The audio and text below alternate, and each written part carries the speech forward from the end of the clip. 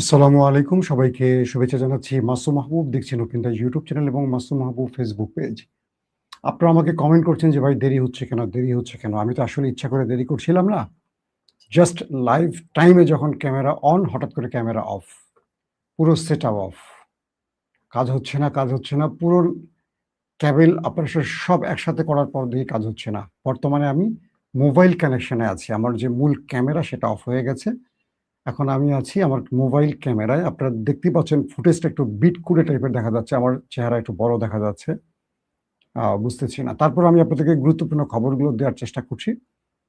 প্রিয় দর্শক, যে আজকের লাস্ট যে আপডেট, রাতে আমেরিকা যখন ইরানের উপর আক্রমণ চালালো, ইরানের বেশ কয়েকটা গুরুত্বপূর্ণ জায়গায় আমেরিকা অ্যাটাক চালালো। কেন?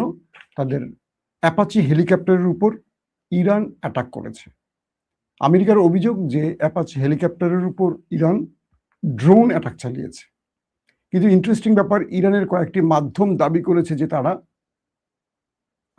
মার্কিন অ্যাপাচিতে কোনো অ্যাটাক করেনি। এখন বিষয়টা কেমন দাঁড়ালো? আমেরিকা বলছে যে ইরান অ্যাটাক করেছে, আর ইরান বলছে তারা অ্যাটাক করেনি। তাহলে নেপথ্য থেকে এটি একটি ফলস ফ্ল্যাগ অপারেশন। আমেরিকাকে যুদ্ধে নামানোর জন্য ইসরায়েলের কোনো প্ল্যান কিনা? নাম্বার 1। নাম্বার 2 হলো আমেরিকা ইরানের যেই জায়গাগুলোতে অ্যাটাক করেছে অ্যাপাচির আক্রান্ত হওয়ার প্রতিশোধ হিসেবে, এটা বলা হয়েছে আত্মরক্ষার্থী অ্যাটাক। কিন্তু অ্যাটাক করা হয়েছে ইরানের খুব গুরুত্বপূর্ণ সংবেদনশীল কিছু জায়গায়। যেমন পানি যেখানে রিজার্ভ রাখা হয়, পানির শোধনাগার, সেখানে অ্যাটাক কেন? ইউনিভার্সিটির যেখানে গবেষণা হয় সেখানে অ্যাটাক কেন? নিউক্লিয়ার সাইটের খুব কাছাকাছি, সেই অ্যাটাক কেন? এই প্রশ্নগুলো ইরানের পক্ষ থেকে উঠে আসছে। পাশাপাশি ইরানের বুশহর, সিরি জেলা, তারপর কেশবদ্বীপ, বন্দর আব্বাস, খোজেস্তান, এই যে জায়গাগুলোতে অ্যাটাক হয়েছে এগুলো ইরানের খুব সংবেদনশীল জায়গা। আত্মরক্ষার্থে এখানে মার্কিন যুক্তরাষ্ট্রের আক্রমণ করার কথা নয়। ইরান পাল্টা কি করেছে? আমেরিকা ইরানে অ্যাটাক করার পর ইরান কয়েক ঘন্টা পর তারা যে প্রতিক্রিয়াটা দিয়েছে এটা নিয়ে পুরো পৃথিবী এখন হইচই শুরু করে দিয়েছে। মার্কিন গণমাধ্যম, পশ্চিমা গণমাধ্যম, ইউরোপীয় গণমাধ্যম, মিডল ইস্টের গণমাধ্যম, ইভেন আমাদের ছোট দেশ বাংলাদেশের গণমাধ্যম পর্যন্ত খুব গুরুত্বের সাথে এটাকে শিরোনাম করছে। কিরকম? যে আমেরিকা ইরানকে যেই জায়গাগুলোতে অ্যাটাক করেছে, মানে ফাইটার জেটের মাধ্যমে, ইরান মিসাইল এবং ড্রোনের সংমিশ্রণে এই অ্যাটাকগুলোর পাল্টা জবাব দিয়েছে। খেয়াল করবেন, প্রথম, ইরান এ পর্যন্ত লড়াইতে জর্দানকে খুব কম মেরেছে, কিন্তু এবার জর্দানের খুব গুরুত্বপূর্ণ মার্কিন ঘাঁটিগুলোকে ধ্বংস করেছে। এর প্রধান কারণ হলো জর্দান ইসরায়েলে ইরান আক্রমণ করলে প্রতিবারই পথে বাধা হয়ে দাঁড়ায়।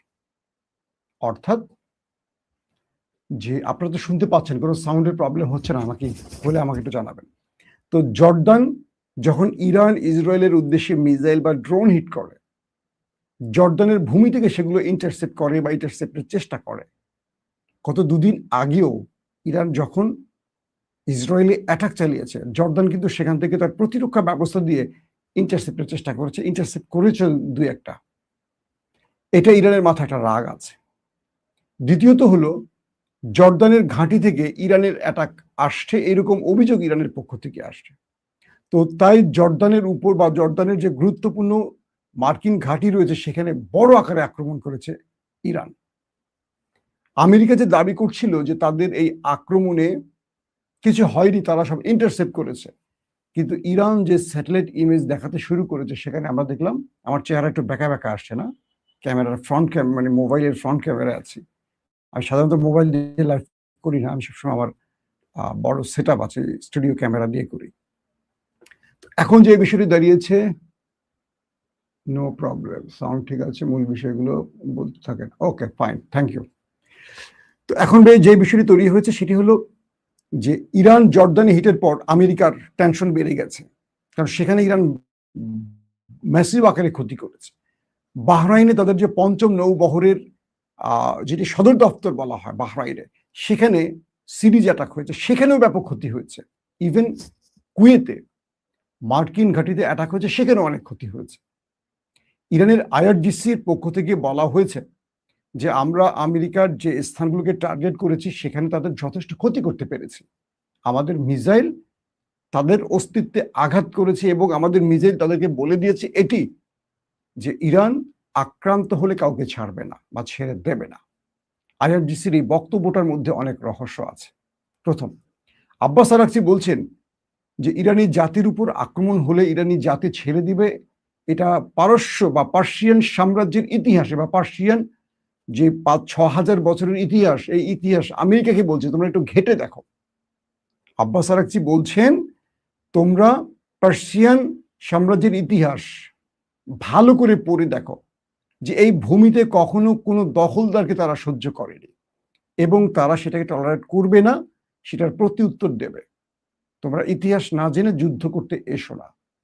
দ্বিতীয় স্পেলে তিনি বলেছেন কি, আমেরিকা তুমি তোমরা এখান থেকে যাও, তোমাদেরকে এই ভূমিতে থাকতে দেয়া হবে না। মানে গালফ আরব অঞ্চলে, শুধু ইরানে না, ইরান তো আমেরিকা ঢোকেনি, তাদেরকে আমেরিকাকে বলছে ইরান তোমাদেরকে এই অঞ্চলে থাকতে দেয়া হবে না, তোমাদের এই অঞ্চল ছাড়তে হবে, আজকে ছাড়ো আর কালকে ছাড়ো, এই ভূমি তোমাদের জন্য নয়, তোমরা দ্রুত এখান থেকে ভাগো, পালাও।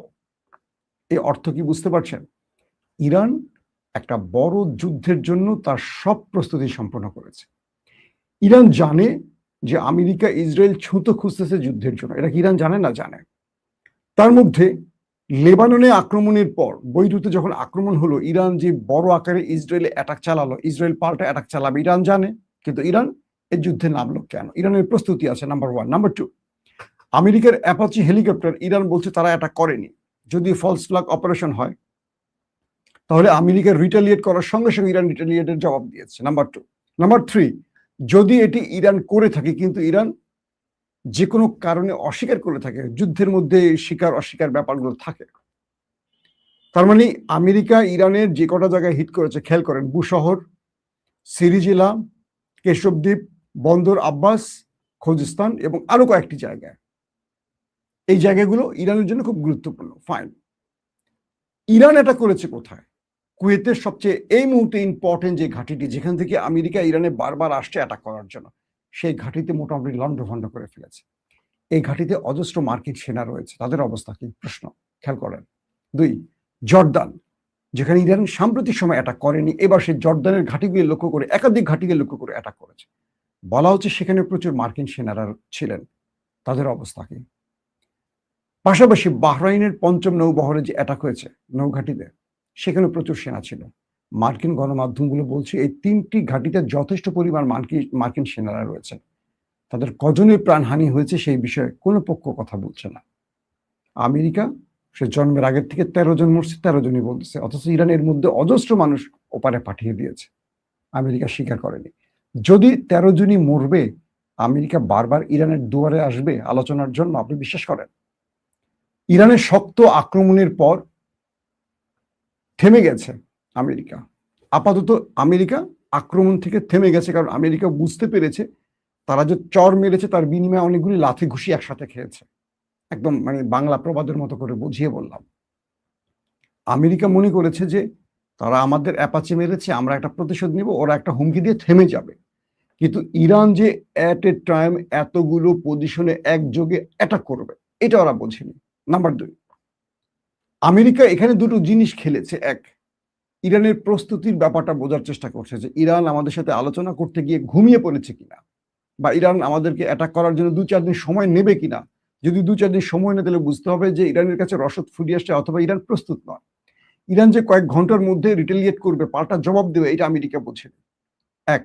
2 নম্বর হলো, ইরান আবার টেস্ট করেছে আমেরিকার যে ওদের প্রতিরক্ষা ব্যবস্থা কি কি ভেদ করা যায়। 2-একটা মিডল ইস্টের আউটলেট বলছে ইরান ইসরায়েলি এবং আমেরিকার ঘাঁটিতে যে অ্যাটাকগুলো করেছে, এই অ্যাটাকে এমন কিছু মিসাইল ব্যবহার করেছে যেটা আগে করেনি। This is the point. America এটাও বোঝার চেষ্টা করেছে যে ইরান বারবার যে বলছে ওদের কাছে এমন কিছু আছে ভয়ঙ্কর, আদৌ কি আছে নাকি এটা গল্প, ইরান আমাদের ভয় দেখাচ্ছে, একটু যাচাই করি, কিছু অ্যাটাক করে আমরা যাচাই করি।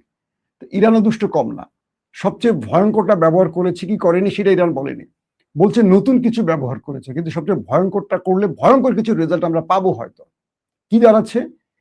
ইসরায়েল তার কয়েক স্তরের প্রতিরক্ষা ব্যবস্থা দিয়ে ইরানের অ্যাটাক আটকাতে পারে না। খেয়াল করেন, ইসরায়েল ব্যর্থ।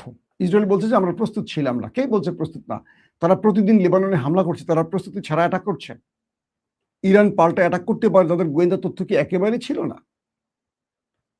আমেরিকার সবচেয়ে ইম্পর্টেন্ট নৌ সদর দপ্তর মধ্যপ্রাচ্যের বাহরাইনে, সেখানে যে অ্যাটাক হয়েছে এটা নাকি প্রচুর ক্ষয়ক্ষতি করেছে। ইরানের কয়েকটি স্যাটেলাইট ইমেজ সেই ফুটেজ দেখিয়েছে। প্রশ্ন হলো, আমেরিকা তার নিজের ঘাঁটি রক্ষা করতে পারছে না, তাহলে বাহরাইনকে রক্ষা করবে কিভাবে? সৌদিকে রক্ষা করবে কিভাবে? আরব আমিরাতকে রক্ষা করবে কিভাবে? এই প্রশ্নগুলি আসছে না? বিষয়টা খেয়াল করেন, আমেরিকার প্রতিরক্ষা ব্যবস্থা ভেদ করার সক্ষমতা আছে কিনা ইরান আবার সেটাও টেস্ট করলো। আর আমেরিকা টেস্ট করলো ওরা কি কি নতুন ব্যবহার করতে পারে। দুই পক্ষের টেস্টের রেজাল্ট কি পেলাম? রেজাল্ট আসলো, আমেরিকার উন্নত প্রতিরক্ষা ব্যবস্থা ইরানের মিসাইল বা ড্রোন আটকাতে পারেনি। যেগুলো দুর্বল পূর্বের, সেগুলো কিছু ইন্টারসেপ্ট আমেরিকা করেছে, কিন্তু ইরান যে নতুন আদলের মিসাইলগুলো মেরেছে ইন্টারসেপ্ট হয়নি। তার মানে আমেরিকার প্রতিরক্ষা ব্যবস্থা ফেল। আর ফেল বলে আমেরিকা চুপ হয়ে গেছে। এখানে আমেরিকা বুঝতে পারছে যে আমি যুদ্ধটা লম্বা করলে ইরান আরো মারবে, নিজে একটু ব্রেক দিছে, যেটা আমার আত্মরক্ষার জন্য হিট করেছি, আমিও চুপ, এবার তুমি একটু চুপ থাকো। ইরান বলছে তুই যদি না মারোস আমি আর মারবো না, আমার খামোখা আমার মিসাইল শেষ করতে হবে না। ইরান আবার একটু ব্রেক দিছে, আপাতত ব্রেক আছে। আবার কখন শুরু হয় লাইভের শেষে, আমি লাইভ শেষ করি আবার ট্রাম্পকে ফোন দিতে হবে যে ভাই আবার শুরু করবি কি করবি না। বিষয়টা এরকম না। তো এখন ইরান তার সক্ষমতা প্রমাণ পেল যে তার মিসাইল ফাঁকি দিতে পারে মার্কিন সকল প্রতিরক্ষা ব্যবস্থা, ইসরায়েলের প্রতিরক্ষা ব্যবস্থা। তার মানে ইরান এবার আশ্বস্ত হয়েছে যে আয় তোরা খেলতে আয়, আমি যে নতুন জিনিস বানাইছি সে জিনিসে তোরে মোটামুটি খেলতে পারবো। নতুন করে ইরানের আইআরজিসি বলছে যে ওদের কি বলবো প্রতিরক্ষা ব্যবস্থার অন্যতম রাডার সিস্টেমও ধ্বংস করে দিয়েছে কালকে। আমেরিকা যে অ্যাটাক হয়েছে সেখানে আমেরিকার একাধিক রাডার সিস্টেম ধ্বংস। রাডার সিস্টেম ধ্বংস মানে কি বুঝতে পারছেন? আমেরিকার চোখ বন্ধ। এখন ইরান মিসাইল মারবে, আমেরিকা কিছু দেখবে না, ঠাস করে দিকে একটা মারবে, ঠাস করে দিকে একটা মারবে, দেখা যাবে ওইটা গিয়ে সৌদি আরবের মোহাম্মদ বিন সালমানের ঘরের মধ্যে গিয়ে পড়ছে। বুঝতে পারছেন? আমেরিকার একাধিক, মধ্যপ্রাচ্যে থাকা মার্কিন একাধিক রাডার সিস্টেম ধ্বংস করে ফেলছে কালকে ইরান অ্যাটাক করে। আমেরিকা এটুকু বুঝছে যে ইরান আসলে, মানে ইরানের সাথে আলোচনার বিকল্প নেই, কারণ ইরান আসলে মুখিয়ে আছে যুদ্ধের জন্য। ওরা ভয়ে আওয়াজ করছে, বিষয়টা এরকম না, ওরা রেডি যুদ্ধের জন্য, এটা আমেরিকা বুঝে গেছে। এখন আমেরিকা নতুন আরেকটা প্রতিশোধ নেবে, নাকি আবার ট্রাম্প পোল্টি মেরে আলোচনার নাম করে আবার কয়েকদিনের জন্য গর্তে ঢুকে যাবে, সেটা হয়তো আমরা সামনে কয়েক ঘন্টার মধ্যে বুঝতে পারবো। ট্রাম্প ঘুম থেকে উঠুক। এখন তো ট্রাম্প ঘুমাচ্ছে, আমরা জেগে আছে, বাংলাদেশের দিন ওদের রাত। তো ট্রাম্প ঘুম থেকে উঠে কি কি চিন্তা ভাবনা করে আমরা তার সোশ্যাল মিডিয়া, ট্রুথ সোশ্যাল ঢুকলে দেখি তার এক একদিন এক একটা পোস্ট, এক এক রকম পোস্ট। তো এই পর্যবেক্ষণের মধ্যে আরব রাষ্ট্রগুলো বারবারই বলছে ট্রাম্পকে, তুমি আর যুদ্ধে যেও না বাবা, তুমি আর যুদ্ধে যেও না, তুমি যুদ্ধে যাও ওরা মাইরা আমাদেরকে তক্তা বানায় ফেলবে, আমরা সবাই মিলে ওদের কিছু করতে পারবো না, এক ইরান কিছু করতে পারবো না। দেখো না তোমার মতো দেশ, ইসরায়েলের মতো দেশকে সোজা করে ফেলছে ইরান মাইরা, তুমি যুদ্ধ বন্ধ করো বাবা। কিন্তু ইসরায়েল খেলছে। এখন অ্যাপাচি হেলিকপ্টারটা আসলে কারা বিধ্বস্ত করছে? ইরান তো অস্বীকার করলো। তার মানে কি প্রতিবেশী কোনো ইরাক টিরাকের কোনো একটা দেশ থেকে, কারণ ইসরায়েল আশেপাশে অনেকগুলো দেশে তার গোপন ঘাঁটি গেড়েছে, সেখান থেকে তারা আরব আমিরাতে হিট করেছে, সৌদিতে হিট করেছে। এটা হতে পারে যে মার্কিন অ্যাপাচি তারাই ধ্বংস করে, অথবা আমেরিকা নিজেই একটা যুদ্ধের জন্য কাজ করতে পারে। সবকিছু বোঝা যাবে ট্রাম্প ঘুম থেকে ওঠার পর। দর্শক, আপনারা জেগে থাকেন, ট্রাম্প ঘুম থেকে উঠুক। এই পর্যন্ত বিদায় নিচ্ছি, আল্লাহ হাফেজ।